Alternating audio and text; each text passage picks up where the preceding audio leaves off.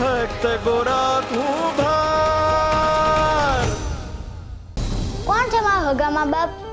સુરા, તારા આ શબ્દો અમારા હૃદયમાં ખૂંચે છે. તારી આંખોમાં જ્યારે આંસુ આવે છે ને, ત્યાં અમારી આંખો વળે છે. તું તો અમારા હૃદયનો ટુકડો છે બેટા. તોય તમે ઈ નથી કહેતા કે મારા હગા મા બાપ કોણ છે? હું કામ એક ના એક સવાલો પૂછીને હૈયું વાળી રહ્યો છે? હા, નથી અમે તારા હગા મા બાપ.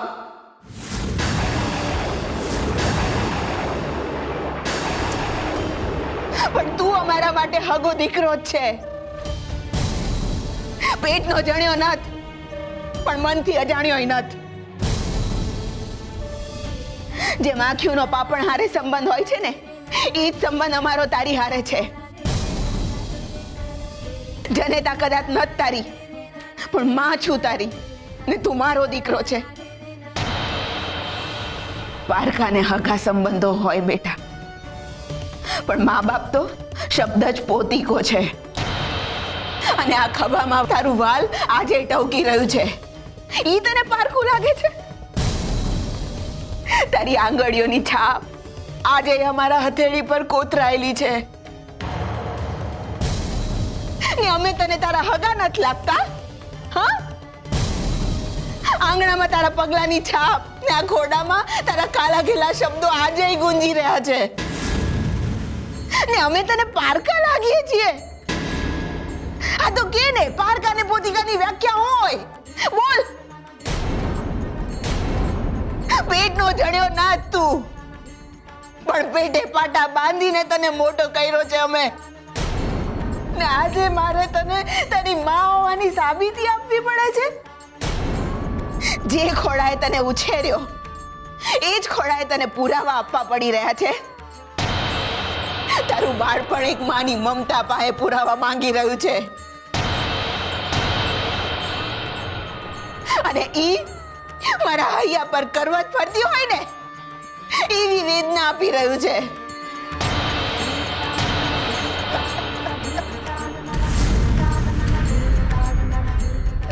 નથી સહન થતું, અમે નથી સહન થતું.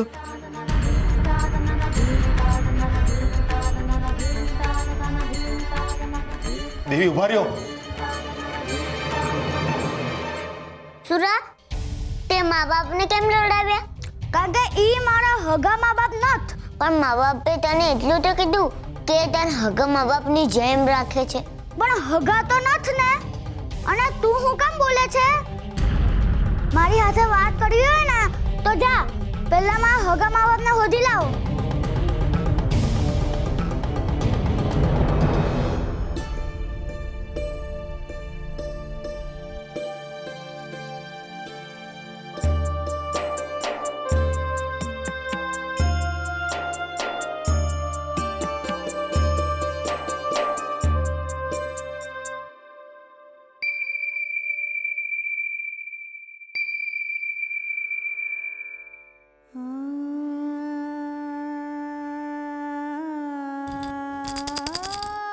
યાદ છે ભગત, સુરા નાનો હતો ત્યારે તમે એને હાટું આ ઘૂઘરો ને આ હંધાઈ રમકડા લાવ્યા હતા. અને એ રમકડાને આ ઘૂઘરો લઈને સુરો છે ને આખા ઘરમાં દોડતો હતો અને આમ ઘૂઘરાને ખખડાયા કરતો.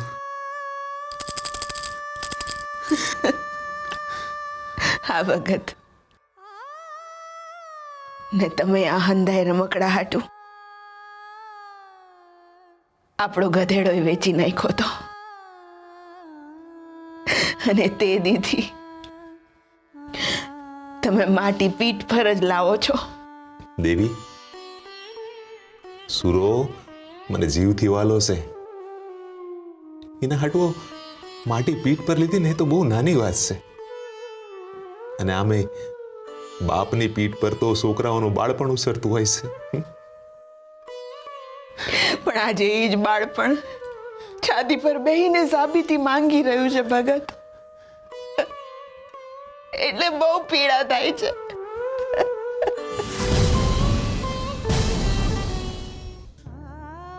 દેવી, સુરા હાટુ ગધેડો વેચ્યા પછી ખભે માટી લીધી હતી ને, એનો છે ને એટલો વાર નહોતો લાગ્યો જેટલો વાર મારા હૈયાને આજે એના સવાલોનો લાગ્યો છે. આ ભગત, આપણે તો સુરાને કોઈ ખોટ નથી ચાલવા દીધી, પણ એને તો એમ જ લાગે છે ને કે આપણે એને એના હગા મા બાપની જેમ નથી ઉછેર્યો. ખોટ છે ને આપણા ઉછેરમાં નથી, એની સમજમાં છે. ને આ વાત છે ને સુરાના મનમાં ઘર કરી ગઈ છે, ને જે વાત મનમાં ઘર કરી જાય ને એમ ઝટ નીકળે નહીં ને. હે, પણ આ વાતને લઈને સુરાના મનમાંથી તો આપણે નીકળી જ ગયા છીએ ને. આખા ગામમાં સાબિત થઈ ગયું કે આપણે સુરાના હગા મા બાપ નથી. એને પારકાની જેમ રાખીએ છીએ. જીવ તો એ વાતનો બળે છે ભગત. સુરા આપણા માટે આપણા હૃદયનું મોતી છે, પણ એને તો એવું જ લાગે છે ને કે આપણે એને આપણી માળાનો મણકોય નથી ગણતા.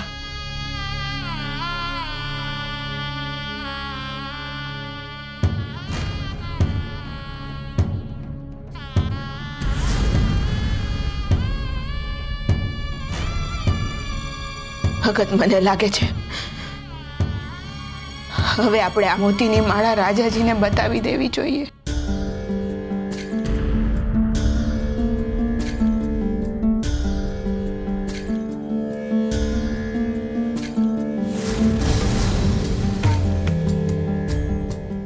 બતાવી દેવી જોઈએ. ના દેવી ના, આટલો મોટો અનર્થ ન કરો. આ માળા તો પુરાવો છે. આ જો રાજાને બતાવી દઈશું તો સુરાના હાસા મા બાપનો પત્તો લાગી જાય. નહીં નહીં,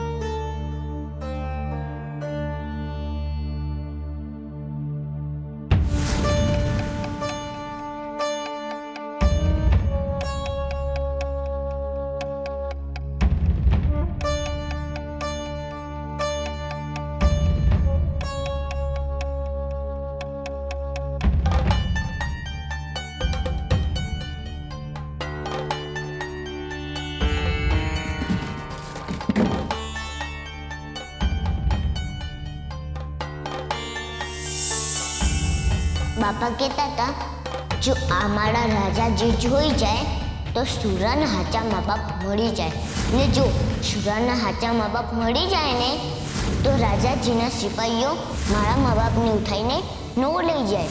તો હું આ માળા રાજાજીને બતાવી દઈશ.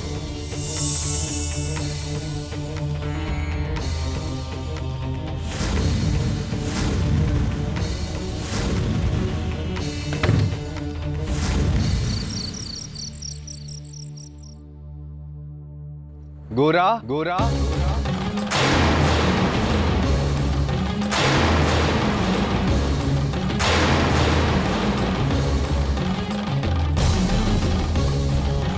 गोरा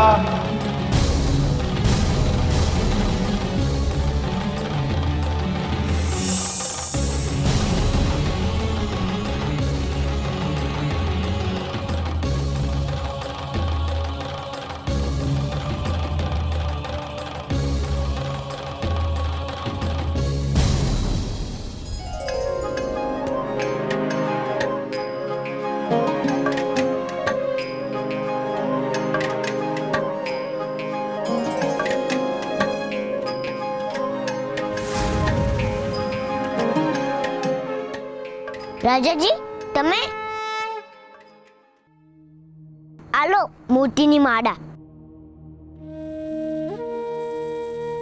રાજાજી, હું સાચું કહું છું, મેં ચોરી નથી કરી. મારા મા બાપા વાત કરતા હતા કે આ મારા રાજાજી સુધી પૂગી જાય તો સુરણના સાચા મા બાપ મળી જાય, ને જો સુરણના સાચા મા બાપ મળી જાય એટલે હું આ માળા લઈ આવ્યો. આલો આલો માળા. પણ મેં ચોરી નથી કરી. મેં ચોરી નથી કરી. મને દંડ ન દેતા. મેં ચોરી નથી કરી. મને કાળાસ બનો નાખી દેતા. મને બહુ બીક લાગે છે કાળાવાસથી. મેં આજે ચોરી નથી કરી. કૃષ્ણ નામ.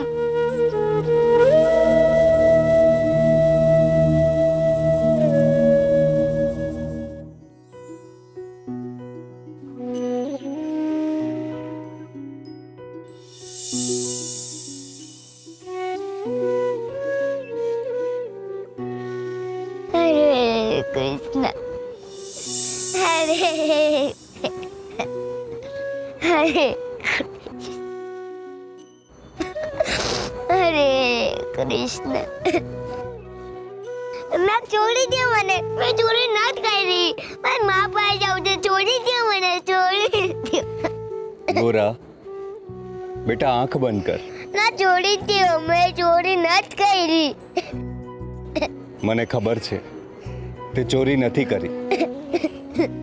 આંખ બંધ કર ગોરા અને બોલ, હરે કૃષ્ણ હરે કૃષ્ણ. હરે કૃષ્ણ હરે કૃષ્ણ. હરે કૃષ્ણ હરે કૃષ્ણ. હરે કૃષ્ણ હરે કૃષ્ણ. હરે કૃષ્ણ. હરે કૃષ્ણ હરે કૃષ્ણ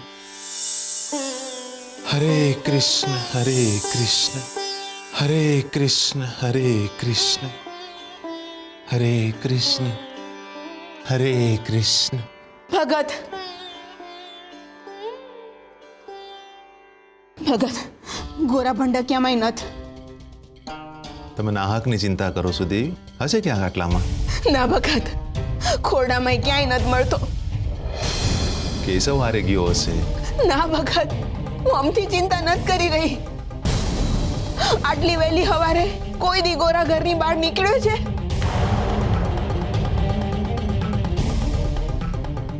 શુરા બેટા, તે ગોરાને ક્યાંય ભાડ્યો? ના, હું હાલત તારી બૂમોથી ઉઠ્યો. પણ હા, રાતે નીંદર ઉડી ગઈ હતી તો મેં ત્યાં જોયું તો ગોરા પથારીમાં નહોતો.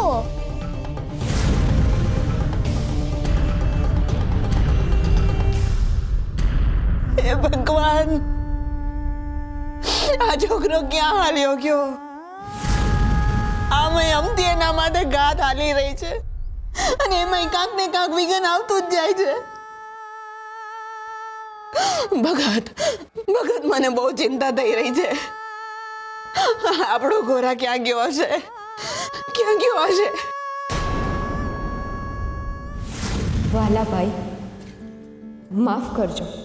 તમને અસંખ્ય કાગળ લખ્યા ને કદાચ તમે વાંચ્યા પણ હશે, પણ એક પણ કાગળનો તમે વળતો જવાબ નથી આપ્યો. મારા કાગળ તમારા માટે માત્ર કાગળ જ બની ગયા હોય એવું લાગે છે. તમે મારાથી હજી પણ નારાજ છો એ હું સમજી ગઈ છું, પણ તમારી નારાજગીને લીધે હું ઘણું બધું ગુમાવી રહી છું. તમે મારી સાથેના બધા જ સંબંધો તોડી નાખ્યા છે. મને આ ગામમાં પગ મૂકવાની પણ મનાઈ ફરમાવી દીધી છે.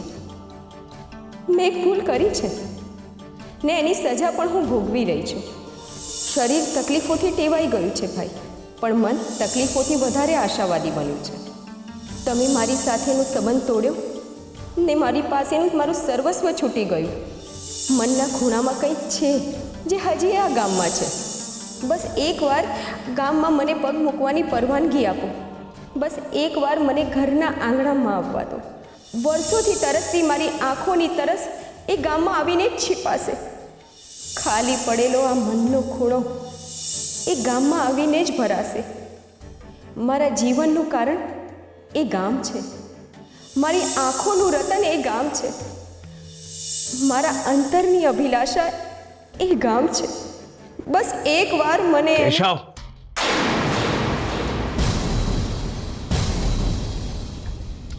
બોલ સંતાઈને કોનો કાગળ વાંચી રહ્યો છે? બોલ કેશવ, મારાથી કાગળ કોનો છુપાવી રહ્યો છે? બોલ કેશવ, કોનો કાગળ છે? કાકા કાવેરી ફોઈનો. કાવેરીનો?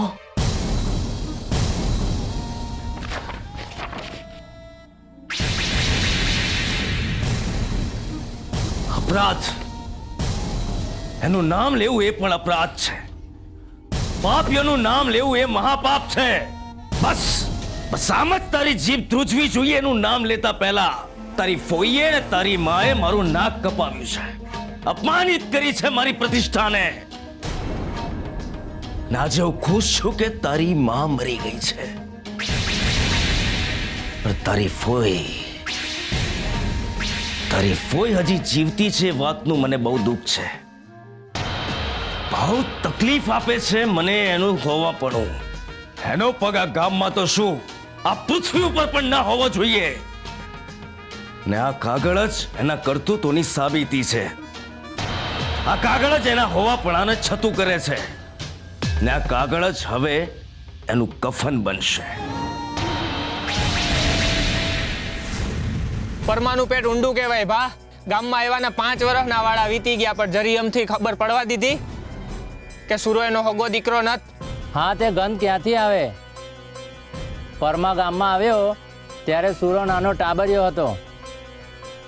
આજ દી એને સુરાને સમજણે નત પડવા દીધી કે ઈ એનો હગો દીકરો નત. તે ગામને તો ક્યાંથી ખબર પડવા દે? પણ ભા, પોત પ્રકાશ વિના રે. લોહી એ લોહી ને પારકું એ પારકું. આ સુરાને સમજ પડી ને કે પરમા અને દેવી એના હગ્ગા મા બાપ નત. તે ભાઈ કહેવાય છે ને, ચોરીને જુઠ્ઠાણું છૂપું ન રહે. માટીના રમકડા રમવાની ઉંમરે માટીના ઠામ બનાવડાવે છે બચારા પાસે. પરમાને તો આપણે સારો માણસ સમજતા હતા, પણ એ તો ગોરા અને સુરા વચ્ચે ભેદ કરે છે. પરમો તો ગજબ માણસ નીકળ્યો ભાઈ. હોઠ પર હરીને હૈયામાં છરી. મારા ગોરાને ક્યાંક જોયો છે તમે? તેને ડામ દીધો ને તો ઘર મેલીને ભાગી ગયો હે.